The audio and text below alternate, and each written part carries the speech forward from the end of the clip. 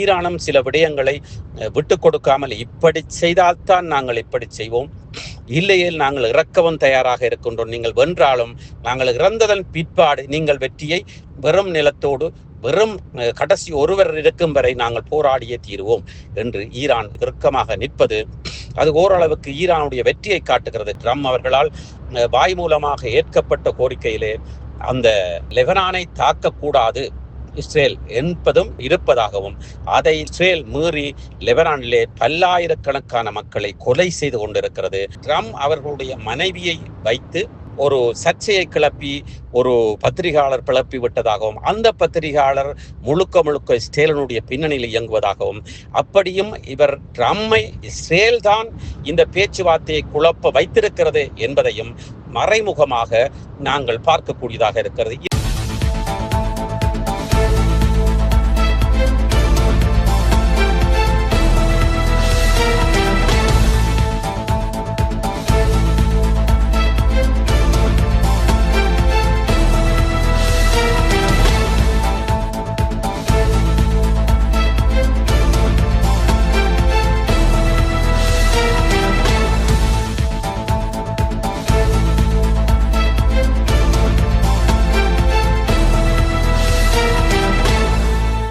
வணக்கம் லங்காஃபர் ஊடக நேயர்களே, மீண்டும் ஒரு சிறப்பு செய்தியோடு சந்திக்கின்றோம். இது அமெரிக்கா ஈரான் பேச்சுவார்த்தை தொடர்பான செய்தி. எதற்காக இந்த பேச்சுவார்த்தை இடையிலே முறிவடைந்திருக்கிறது? அது முதல் நாளிலே முறிவடைந்திருக்கிறது. அதை தாண்டி இந்த பேச்சுவார்த்தை முறிவதற்கான காரணம் என்ன, எதற்கு இந்த பேச்சுவார்த்தை முறிவடைந்திருக்கிறது என்பதை அமெரிக்காவினுடைய அந்த பேச்சுவார்த்தைக்கு தூதுவராக சென்றவர் கூறியிருக்கிறார். அதே வழியில் இந்த பேச்சுவார்த்தையிலே உங்களுக்கு தெரியும், அதாவது இரண்டாவது ஜனாதிபதி, அதாவது உதவி ஜனாதிபதியும் அதைவிட பல பிரமுகர்களும் இந்த பேச்சுவார்த்தைக்கு ஏற்றால் போல் டொனால்ட் ட்ரம்ப் அவர்களுடைய நம்பிக்கை பூர்வமானவர்களும், அதைவிட முக்கியமாக சில பேச்சுவார்த்தைகளுக்கு சென்று வந்த அனுபவம் உள்ள ட்ரம்ப் அவர்களுடைய மகளுடைய மகன், ஒரு யூதராக இருக்கின்ற மகளுடைய மருமகன் அவர்களும் அதிலே கலந்து கொண்டிருக்கிறார். இந்த பேச்சுவார்த்தை ஒரே அடியாக முடிவடைந்திருக்கிறது. இந்த பேச்சுவார்த்தை முகத்துக்கு முகம் பார்த்து நேரடியாக ஒரே மேசையிலிருந்து இவர்கள் பேச்சுவார்த்தை நடத்தி இருக்கிறார்கள். அந்த பேச்சுவார்த்தை நடத்தியதன் பேர் காரசாரமாக பேச்சுவார்த்தை நடைபெற்றிருக்கிறது. அதே வேளையிலே அந்த பேச்சுவார்த்தையின் இடையிலே ட்ரம்ப் அவர்களோடு நேரடியாக தொலைபேசியில் பேசித்தான் சில பேச்சுவார்த்தைகளுக்கான பதில்கள் கூறப்பட்டிருக்கின்றன, நிராகரிக்கப்பட்டிருக்கிறது, ஆமோதிக்கப்பட்டிருக்கிறது. இப்படி பல விடயங்கள் நடந்திருக்கிறது. அது மாத்திரமல்லாமல் ஒவ்வொரு இடங்களிலேயும், அதாவது அந்த பேச்சுவார்த்தை முறிவடைந்த பிற்பாடு அல்ல, அந்த பேச்சுவார்த்தை நடந்த முடிவிலே அல்லது இடையிலே அவர்கள் இரு தரப்புகளும் பிரிம்பாக ஒவ்வொரு அறையிலே இருந்து கூட தாங்கள் எதை நினைக்கின்றோம், எது தேவை, எது தேவையில்லை, எதற்காக நிராகரிக்கின்றோம் என்பதை எழுத்துப்பூர்வமாகவும் ஆலோசனை பூர்வமாகவும் அவர்கள் எடுத்து கடைசியாக இந்த பேச்சுவார்த்தையிலே கலந்து கொண்ட பொழுது அந்த பேச்சுவார்த்தை முறிவடைந்திருக்கிறது. இந்த பேச்சுவார்த்தை முறிவடைந்த பிற்பாடு பத்திரிகையாளர் மாநாட்டிலே கலந்து கொள்கின்ற பொழுது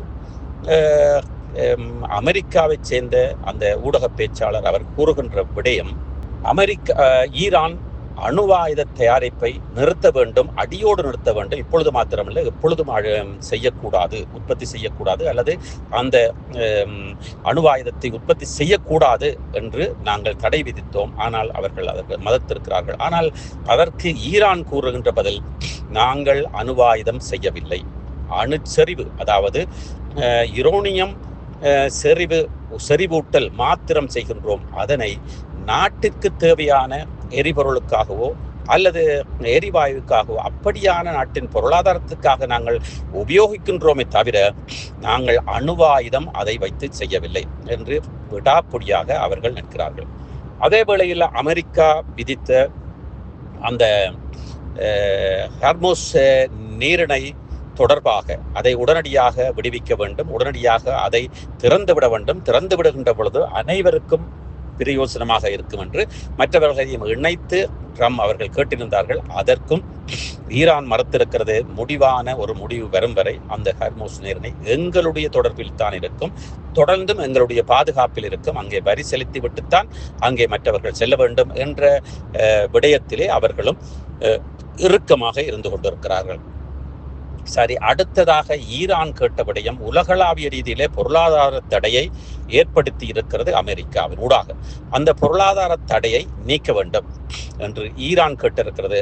ஆனால் அமெரிக்காவோ இப்பொழுது, அதாவது இந்த 10 ஈரானால் முன்வைக்கப்பட்ட அந்த கோரிக்கைகள் ட்ரம்ப் அவர்கள் சரி நாங்கள் செய்யலாம், பார்க்கலாம், பேச்சுவார்த்தை செய்யலாம் என்று ஆமோதித்துவிட்டு இப்பொழுது பேச்சுவார்த்தை மேடையிலே இவர்கள் நிராகரித்து கிட்டத்தட்ட ஒட்டுமொத்தமாக அனைத்தையும் நிராகரித்தார் போல இவர்கள் இப்படி செய்ய வேண்டும் என்று அங்கே ட்ரம்ப் அவர்கள் கட்டளையிட்டு ஈரான் மண்டியிட வேண்டும் என்றதை போல அவர்களுடைய செயற்பாடுகள் இருப்பதாகவும் இந்த பேச்சுவார்த்தை முறிவடைந்ததற்கு முதல் காரணமாக ட்ரம்பினுடைய மருமகன் என்று கூறப்படுகிறது. காரணம், இந்த பேச்சுவார்த்தையின் ஊடாக ஈரான் ஏதோ ஒரு வழியிலே முன்னுக்கு வந்தால் உலகளாவிய ரீதியிலே பொருளாதார தடை நீக்கப்பட்டு அல்லது உலகளாவிய ரீதியிலே பொருளாதாரத்தை செய்து அல்லது உலகளாவிய ஏற்றுமதிகளை செய்து இறக்குமதி செய்து முன்னுக்கு வந்தால் ட்ரம்ப் அவர்களுடைய மருமகனுடைய திட்டங்கள், அதாவது திட்டம் காசாவை பெரும் நகரமாக்குவது, டூரிஸ்ட் பிளேஸ் ஆக்குவது என்ற பல திட்டங்கள் இருக்கிறது. அவரோட கட்டிட வியாபாரம் செய்கின்ற ஒருவராக இருக்கின்ற காரணத்தினால் அவர்தான் முதல் ஈரானோடு சிறிதாக நடைபெற்ற பேச்சுவார்த்தையிலையும் குளறுபடியை ஏற்படுத்தியவர் என்று கூறப்படுகிறது. அதே வேளையிலே ட்ரம்ப் அவர்களுடைய மாறுபாடான பேச்சுக்களும் அதை விட லெபனானை நோக்கி இஸ்ரேல் தாக்கி கொண்டிருக்கிறது. அந்த 10 கோரிக்கைகளிலே ட்ரம்ப் அவர்களால் வாய் மூலமாக ஏற்கப்பட்ட கோரிக்கையிலே அந்த லெபனானை தாக்கக்கூடாது இஸ்ரேல் என்பதும் இருப்பதாகவும் அதை லெபனான் மீறி, அதாவது இஸ்ரேல் மீறி லெபனானிலே பல்லாயிரக்கணக்கான மக்களை கொலை செய்து கொண்டிருக்கிறது என்பதும் இங்கே ஈரானால் சுட்டிக்காட்டப்பட்ட விடயமாக இருக்கிறது. அதே வேளையிலே இந்த ஹர்மோஸ் நீரிணையாக இருக்கட்டும், இந்த அணுச்செறிவூட்டல் அல்லது அணுவாயுதம் செய்வதாக இருக்கட்டும், உலகளாவிய ரீதியிலே இந்த பொருளாதார தடை நீக்கலாக இருக்கட்டும், இது செய்தால் நிச்சயமாக உலக நாட்டிலே அமெரிக்காவிற்கு ஈரானுக்கு அடிபடிந்து போனால் போல் ஒரு நிர்பந்தம் ஏற்படும். அதை விட இடையிலே இஸ்ரேலை கேட்காமலே இஸ்ரேல் கலந்து கொள்ளாமலே இந்த பேச்சுவார்த்தை நடைபெறுவது இஸ்ரேலுடைய தலைவர்களுக்கும் பிடிக்கவில்லை என்பதாலும் இந்த குழப்புவதற்காகத்தான் அவர்கள் லெபனானை தாக்கிக் கொண்டிருக்கிறார்கள் என்பதும், அதை விட ட்ரம்ப் அவர்களுடைய மனைவியை வைத்து ஒரு சர்ச்சையை கிளப்பி ஒரு பத்திரிகையாளர் கிளப்பி விட்டதாகவும், அந்த பத்திரிகையாளர் முழுக்க இஸ்ரேலினுடைய பின்னணியில் இயங்குவதாகவும், அப்படியும் இவர் ட்ரம்மை இஸ்ரேல் தான் இந்த பேச்சுவார்த்தையை குழப்ப வைத்திருக்கிறது என்பதையும் மறைமுகமாக நாங்கள் பார்க்கக்கூடியதாக இருக்கிறது. இருந்தாலும் கூட இந்த பேச்சுவார்த்தை முறிவடைந்ததன் பிற்பாடு இதிலே யார் நன்மை பயக்கப் போகின்றார்கள், யார் தீமையை ஏற்றுக்கொள்ளப் போகின்றார்கள், யார் இதிலே நஷ்டத்தை அடையப் போகின்றார்கள் என்று பார்க்கின்ற பொழுது உலக நாட்டிலே இருக்கின்ற இந்த மத்திய கிழக்கு இந்த ஹர்மோஸ் நீரிணையினூடாக எண்ணெய் வளம் அல்லது அத்தியாவசிய பொருட்களை அந்த கப்பலினூடாக ஏற்றி கொண்டு வருகின்றவர்கள், ஏற்றி கொண்டு போய் விற்பவர்கள் தான் இதிலே அதிகமாக பாதிக்கப்பட போகின்றார்கள். இதிலே ஐரோப்பிய நாடுகளிலே இரட்டிப்பாக எண்ணெய் விலை, அதாவது எரிபொருள் விலைகள் அதிகரித்து கொண்டிருக்கின்றன. நுகர்வோருடைய ஏசியாவில் இருந்து வருகின்ற, ஆசிய நாடுகளில் இருந்து வருகின்ற பொருட்கள் அதிகரித்து கொண்டிருக்கிறது. இந்த போர் மீண்டும் ஆரம்பித்தால் இதிலே இஸ்ரேல் தான் ஒரு நன்மையை அடைய வேண்டும் என்பதற்காக ஓடிக்கொண்டிருக்கிறது. காரணம், இஸ்ரேலுக்கு ஒன்றே தேவை, ஈரானை பலவீனப்படுத்த வேண்டும், ஈரானை அமெரிக்காவினுடைய கட்டுப்பாட்டுக்குள் கொண்டு வர வேண்டும். அமெரிக்காவினுடைய கட்டுப்பாட்டுக்குள் ஈரானை கொண்டு வந்து விட்டால் அது இஸ்ரேலினுடைய கட்டுப்பாட்டுக்குள் ஈரான் வந்ததற்கு சமானம். அந்த அமெரிக்காவையும் அமெரிக்க நகர்வுகளையும் அமெரிக்காவினுடைய ஆலோசனையும் உதவிகளையும் இஸ்ரேல் முழுக்க நம்பிக்கொண்டிருக்கிறது, மேலும் நம்பத்தான் போகிறது. அந்த வகையிலே நாங்கள் இங்கே பார்க்கின்ற பொழுது இந்த பேச்சுவார்த்தையை குழப்பியது ட்ரம்ப் என்பதை விட ட்ரம்மை தூண்டி மனைவியை சிக்கலுக்கு இழுத்து இந்த பேச்சுவார்த்தையை குழப்பியது 100% ட்ரம்பினுடைய மருமகன்தான் என்பது மறைமுகமாக பேசப்படுகின்ற உண்மை. அந்த மருமகன் அவர்கள் இதனால் பல லாபங்களை தனக்கும் அத்தோடு கூட தன்னுடைய மாமனாரான தன்னுடைய எஜமானான அந்த நெதன்யாகு அவர் இஸ்ரேலுடைய தலைவர் அல்லது இஸ்ரேலிய நாட்டுக்கும் இவர் விசுவாசமாக இந்த பேச்சுவார்த்தையை குழப்பியிருக்கிறார். அதை விட அதாவது ட்ரம்ப் அவர்களுடைய மருமகனுடைய நெருங்கிய நண்பனாக சவுதி அரேபியா இருக்கிறது. சவுதி அரேபியா நேரடியாக அப்படி இப்படி ஈரானை தொட்டால் நாங்கள் விடமாட்டோம், ஈரான் எங்களுடைய சகோதரர், அப்படி வீர வசனங்கள் பொய்யாக பேசினாலும் அவருக்கு சவுதி அரேபியாவுக்கு முழுக்க முழுக்க ஈரானை அழிக்க வேண்டும் அல்லது ஈரானை பலவீனப்படுத்த வேண்டும், தான் மத்திய கிழக்கு நாடுகளிலே தலைவனாக இருக்க வேண்டும் என்று ஒரு ஆசை இருக்கிறது, என்று ஒரு நகர்வு இருக்கிறது. சென்ற காலங்களிலே நாங்கள் அவர்கள் எதிர்த்து கொண்டதை நாங்கள் பார்க்கக்கூடியதாக இருக்கிறது. சவுதி நாடு கிட்டத்தட்ட ஒரு புறம் ஒரு பகுதி அமெரிக்காவாக மாறி அந்த பகுதியிலே அமெரிக்கர்களுடைய அந்த ஆட்டம் பாட்டம் கொண்டாட்டம் இப்படியான விடயங்கள் எல்லாம் நடைபெற்றுக் கொண்டிருக்கிறது. இருந்தாலும் கூட அதற்கு தடையாக ஈரான் இருப்பதும் உலகளாவிய ரீதியிலே அவர்கள் வேறின இஸ்லாமியர்களாக இருந்தாலும் இவர்கள் ஒரு தடையாக இருக்கிறார்கள். அவர்கள் உலகளாவிய ரீதியிலே மற்ற இஸ்லாமிய குழுக்களோடும் இணைந்து செயற்பட்டு கொண்டிருக்கிறார்கள். அதாவது கொள்கை ரீதியிலே, அவர்களுடைய கட்டமைப்பு ரீதியிலே, அவர்களுடைய கட்டுப்பாட்டு ரீதியிலே என்பது சவுதிக்கு ஓரளவு நெருடலாக இருக்கிறது. அதனால் இந்த ஈரானை பேச்சுவார்த்தையை குழப்பினால்தான் மீண்டும் ட்ரம்ப் அவர்கள் போரை செய்வார்கள். போர் செய்தால் இன்றோ நாளையோ வெல்லப்போவது அமெரிக்கா என்பது 100% தெரிந்த விடயம். இல்லை என்றால் ஈரானை தோற்கடிக்காமல் பலவீனப்படுத்துவார்கள். பின்பு மீண்டும் பேச்சுவார்த்தை கலைத்து அவர்களை அமுக்கி மத்திய கிழக்கு நாடுகளை ஒரு சிறிய ஆட்சியாக அல்லது அமெரிக்காவின் கீழ் ஒரு செல்லப்பிள்ளையாக அல்லது அமெரிக்காவின் கீழ் ஒரு அடியாளாக வைத்துக் கொள்வதற்கும் அவர்களுக்கு ஆசையை ஊட்டி உங்களுக்கு பொருளாதார தடையை நாங்கள் நீக்கி இருக்கின்றோம், நீங்கள் எண்ணெய் வளங்களை நீங்கள் விற்று நீங்கள் உங்களுடைய நாட்டை முன்னேற்றலாம், உங்கள் மக்களிலே நாங்கள் கரசினியாக இருக்கின்றோம் என்ற ஆசை வார்த்தைகளை கூறி சில வேளைகளில் அடுத்தடுத்து இருக்கின்ற அதிகாரிகளையோ அல்லது அடுத்தடுத்து இருக்கின்ற தலைவர்களையோ விலைக்கு வாங்கி அல்லது ஏதோ ஒரு வழியிலே அவர்களை பலவீனப்படுத்தி அந்த மத்திய கிழக்கு நாட்டை சவுதியை தலைமையாக வைத்து இஸ்ரேலுடைய ஒரு ஆதிக்கத்தோடு, இஸ்ரேலுடைய அனுசரணையோடு, அமெரிக்காவினுடைய அனுசரணையோடு முழு அந்த அரபு நாடுகளையும் அவர்கள் தங்கள் கைவசம் கொண்டு வருவதற்காக இந்த பேச்சுவார்த்தை குழப்பப்பட்டிருக்கிறது என்பதுதான் நிதர்சனமான உண்மை. இந்த பேச்சுவார்த்தை குழப்பப்பட்டது அமெரிக்காவோ ஈரானோ காரணமல்ல.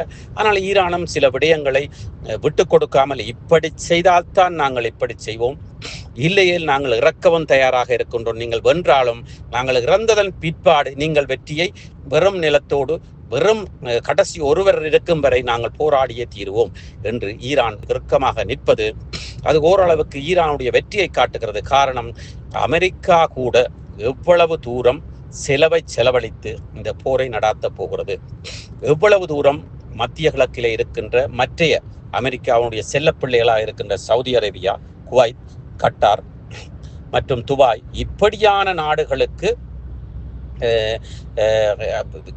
பெரும் ஆபத்தையும் ஈரானினூடாக பெரும் நஷ்டத்தையும் எவ்வளவு காலத்துக்கு ஏற்படுத்த போகின்றது. அப்படி பார்க்கின்ற பொழுது நிச்சயமாக மீண்டும் போர் தொடங்கினாலும் ஒரு சில வாரங்களிலே நிறுத்தப்பட்டு மீண்டும் ஒரு பேச்சுவார்த்தை முறைக்கு வருவார்கள். அதற்கு பிற்பாடு குழப்பப்படுமா இல்லையா என்பது. ஆனால் அமெரிக்காவோ தன்னுடைய ஈகோ, தன்னுடைய தாழ்வு மனப்பான்மையில் தன்னுடைய கர்வத்தை விட்டுக் கொடுக்காமல், அமெரிக்கனுடைய கர்வத்தை விட்டுக் கொடுக்காமல், பணிந்து செல்லாமல் ஏதோ ஒரு வழியிலே ஈரானோடு இணைந்து இந்த பிரச்சனையை முடிப்பதற்கு அவர்கள் தயாராக வேண்டும், தயாராகுவார்கள். காரணம், ஹர்முஸ் நீரிணை தொடர்ந்து மூடப்பட்டால் நிச்சயமாக அந்த எண்ணெய் வியாபாரத்திலும் சரி மற்றும் எண்ணெய் நுகர்வோர்களிலும் சரி நிச்சயமாக பெரும் சிக்கலை ஏற்படுத்தும். உலக நாடுகளிலே எண்ணெய் சிக்கல், அதாவது எரிபொருள் சிக்கல் மற்றும் எரிவாயு சிக்கல் பெரும் அளவிலே வரும் என்பதை நாங்கள் தூரப்பார்வையாக பார்க்கக்கூடியதாக இருக்கும். இருந்தாலும் கூட சீனா போன்ற நாடுகள் ஈரானுடைய ஹர்முஸ் நீரிணை ஊடாக தங்களுடைய கப்பல்களை எந்தவித பிரச்சனையும் இல்லாமல் அந்த வரியை செலுத்தி சென்று கொண்டு இருப்பதால் ஈரான் அந்த ஹெர்முஸ் நீரிணையை தாண்டி செல்கின்ற சீனா சற்று முன்னணியிலே வந்து தன்னுடைய மௌனத்தால் அது தன்னுடைய செயற்பாட்டையும் தன்னுடைய திட்டத்தையும் அது வெற்றி பெற வைத்துக் கொள்ளும் என்பதில் எந்தவித மாறுபாடும் இல்லை, எந்தவித மாற்று கருத்தும் இல்லை. ஆனால் அதைவிட நாங்கள் பெருமளவிலே போர் தொடங்கி உலக நாட்டிலே எரிபொருள் பிரச்சனை ஏற்படுமாக இருந்தால் வடகொரியா, சீனா, ரஷ்யா நேரடியாகவோ மறைமுகமாகவோ சீனாவுக்கு உதவி செய்ய காத்திருக்கிறது. நிச்சயமாக உதவி செய்கின்ற பொழுது தங்களுடைய நன்மைக்காகவாவது செய்கின்ற பொழுது நிச்சயமாக அமெரிக்கா பலத்த அடியொன்றை வாங்குவதற்கு தயாராக இருக்க வேண்டும். நிச்சயமாக அடி வாங்குவதற்கு அது பெரும் தோல்வியை அடைவதற்கும் பெரும் தோல்வியை சந்திப்பதற்கும் அந்த அமெரிக்க நாடு நிச்சயமாக மக்களும் நாடும் அதனை எதிர்கொள்வதற்கு தயாராக இருக்க வேண்டும் என்பது யதார்த்தமான உண்மையாக நாங்கள் கருதுகிறோம். நன்றி. லங்காபூர் ஊடக நேயர்களே, தொடர்ந்து நமக்கு ஆதரவு தாருங்கள். நன்றி, வணக்கம். இலங்கையர். சுவிட்சர்லாந்துல வீடு வாங்க போறீங்க, இல்ல ஆல்ரெடி உங்களுக்கு அங்க வீடு இருக்குன்னா இந்த வீடியோ உங்களுக்காக தான். ஸோ ஸ்கிப் பண்ணாம ஃபுல்லா பாருங்க. ஒரு மனிதனுக்கு வீடு அப்படிங்கிறது ரொம்பவே அத்தியாவசிய தேவை. அத்தியாவசிய தேவைகள்ல முக்கியமான பங்கு வகிக்கிறதே இந்த வீடு தான். ஸோ அப்படி வீடு வாங்குறது, விற்கிறது, இது சம்பந்தமா உங்களுக்கு இருக்கிற நிறைய ப்ராப்ளத்துக்கு சொல்யூஷன் தர ஒரே இடம் தான் உங்கள் செல்வாசக். Your future our vision. இப்போ சுவிட்சர்லாந்துல வீட்டோட வட்டி விகிதத்துல வந்து நல்ல மாற்றம் வந்திருக்கு, நிறைய குறைஞ்சிருக்கு. ஸோ நீங்க ஏதாவது அக்ரிமெண்ட் போட்டு வச்சிருக்கீங்கன்னா இப்பவே அதை ரெனிவல் பண்ணி மாற்றி வச்சுக்கிட்டீங்கன்னா உங்களுக்கு நிறைய ப்ராஃபிட்ஸ் இருக்கும். ஸோ இது சம்பந்தமா உங்களுக்கு ஏதாவது அப்டேட்ஸ் வேணும், இந்த மாற்றத்துல உங்களுக்கு ஏதாவது டவுட் இருக்கு அப்படின்னா மறக்காம ஸ்கிரீன்ல தெரிய நம்பர் கால் பண்ணுங்க. சுவிட்சர்லாந்துல நீங்க வீடு வாங்கணும் இல்ல வீடு விற்கணும், அந்த மாதிரி ஏதாவது உங்களுக்கு தேவைகள் இருந்தா மறக்காம எங்களை கான்டாக்ட் பண்ணுங்க. உங்களோட எல்லா தேவைகளையும் உங்க ஃபேமிலியில ஒரு மெம்பரா இருந்து நாங்க பார்த்து பண்ணி கொடுப்போம். இது உங்கள் செல்வாசக். இச்செய்திகளுக்கு பிரதான அனுசரணை செல்வாசோக் இமோபிலியன், சுவிஸ் நாட்டில் முன்னணி நிறுவனம். தொடர்புகளுக்கு 0795146428. வீடு வாங்க, வீடு கட்ட, வீடு திருத்த மற்றும் வீட்டு கடன். Your future our vision. இது போன்ற மேலும் பல முக்கிய சுவாரஸ்யமான செய்திகளை அறிந்து கொள்ள லங்காபூர் யூடியூப் சேனலை சப்ஸ்கிரைப் பண்ணுங்கள். எமது செய்திகள் உடனடியாக கிடைக்க பெல் பட்டனை அழுத்துங்கள். அத்தோடு எமது செய்திகளை மற்றவர்களும் பார்வையிட ஷேர் செய்யுங்கள். நன்றி.